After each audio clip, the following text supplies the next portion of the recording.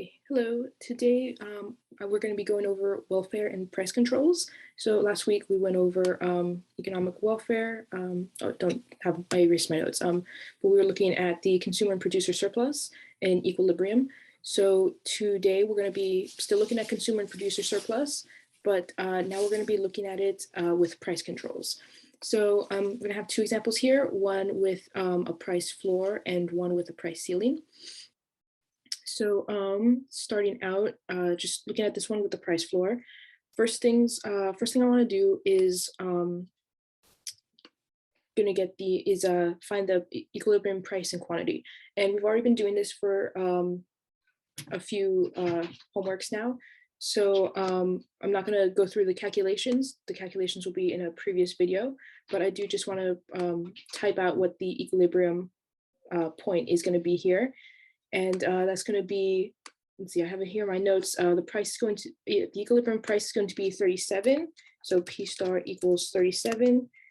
And our Q star, our equilibrium quantity, is going to be 8. I'm also actually going to write this point out here on the graph. So this is going to be the point, well, I wrote it price first and then quantity, but when we're writing it out as a point, this is going to be 8 and then up to 37. So 8,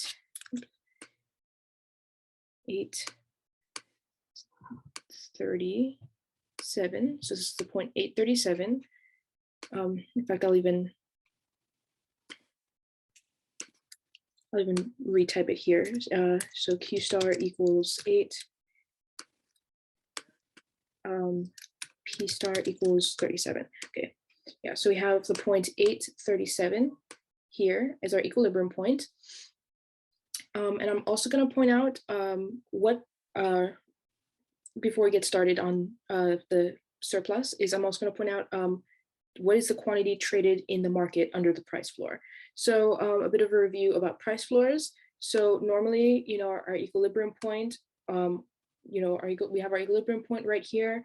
Normally we would have our price being the equilibrium price 37, but in this case, for whatever reason, there's a policy that's been enacted that says the price in the market, the price that this good is going to sell for, has to be at least 44. Right here, over here we have like our equations and stuff for our graph, and this y equals 44 that's our price floor. So this is a price.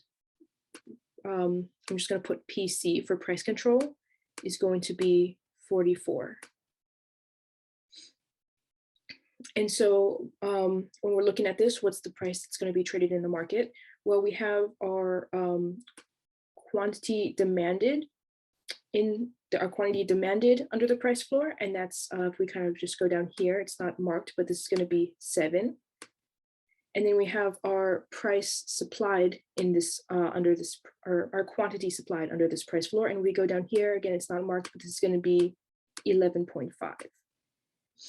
So we have these two quantities. Which is the quantity that's actually going to be traded in the market?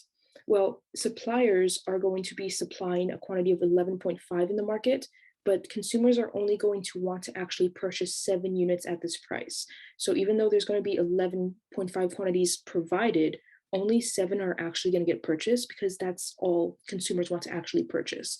So this is going to be our quantity traded in the market. Let me just erase this other notes. So, and I'm also going to just take a note of this up here. So this point right here is going to be our quantity traded in the market, 7, and our price control, our price with the price floor, which is 44. Let me just write this so it looks more like a parenthesis. And as we go through this, I am going to be taking note of these points because we're going to use these points in our calculations. So our quantity traded is going to be 7 units. So this is going to end up looking like a lot of numbers, but we're going to be doing a lot more math in our calculations today than we've been doing in previous units. So it's going to be a lot of numbers, but we're going to need to use all of those numbers. So starting right off, we're going to look at our consumer surplus under the price floor, or yes, under the price floor. So remember, our consumer surplus is going to be, we go along our demand curve until we get to the price. Now before, that was the equilibrium price, but that's not the case here. We're not, the price in the market is not the equilibrium price, it's this price floor. So we're gonna go along the demand curve till we get to this price floor. Then we're gonna go along the price floor and back up to where we started. So this is going to be our consumer surplus for this case. And this is, so it's still a triangle. It's just that instead of the triangle extending down here, it's a little shorter. It's just going to be the, instead of the equilibrium price, it's going to be above the price control. So now we have a triangle. Our calculation for our the area of our consumer surplus is going to be staying the same. It's going to be 1/2 base times height.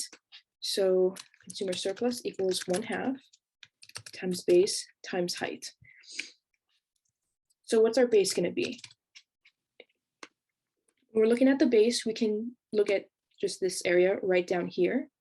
And this base is actually going to be is represented by our quantity traded in the market. So that's going to be 7. Then we look at our height. Our height is going to be right along here on the side of the triangle. And so it goes down to 44, but what does it start at? So this point up here is going to be right.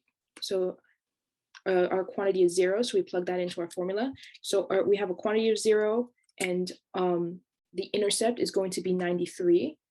So our height here is going to be the difference of 93 and 44. Because we're going from 93 down to 44, so we have to subtract. We have 93 minus 44. That's going to give us 49, so our height is going to be 49. So now we can plug this into our equation. 1/2 our base of 7 times our height of 49, and we get 171.5 as our consumer surplus. So that's going to be our consumer surplus. Now let's look at our producer surplus. So our producer surplus, previously we went